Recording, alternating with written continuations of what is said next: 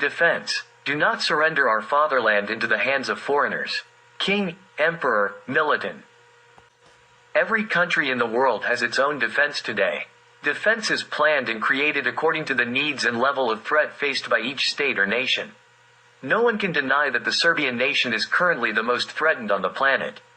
This fact alone indicates that we must take care of the most effective and adequate defense. The shattered unity of the Serbian state and nation, the occupation of significant parts of Serbian territory by hostile forces, and the endangerment of the Serbian population in those areas, along with constant threats from armed terrorist formations, are all pressing concerns.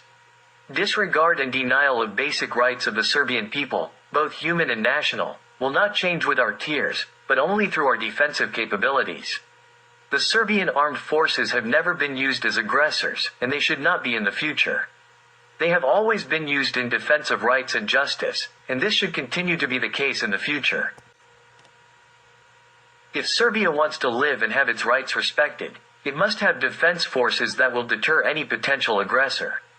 Therefore, Serbia must arm itself, and to the maximum extent possible. The policy and attitude towards the armed forces must be thoroughly changed to adapt defense to the risks. The genocidal pogrom in Kosovo and Metohija last year was possible only because the Serbian armed forces were not ready for a swift intervention right in front of the occupiers.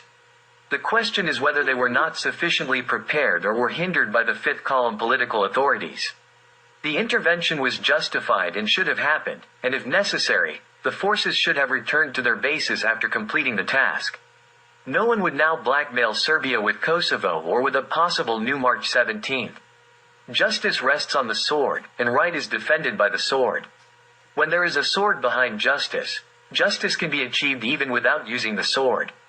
The Serbian genius is capable of producing such a sword that it will ensure justice even within its sheath. Everything else is a lie. Serbia can be in a partnership for peace, but it doesn't have to, as long as NATO forces are occupying parts of Serbia. This is neither desirable nor morally possible. It would mean that Serbia is at the disposal of an aggressor and occupying force.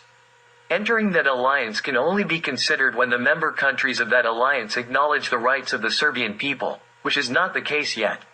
Firstly, that alliance needs to admit the aggression and pay war reparations, instead of hiding behind phrases of humanitarian intervention and papal, merciful angels.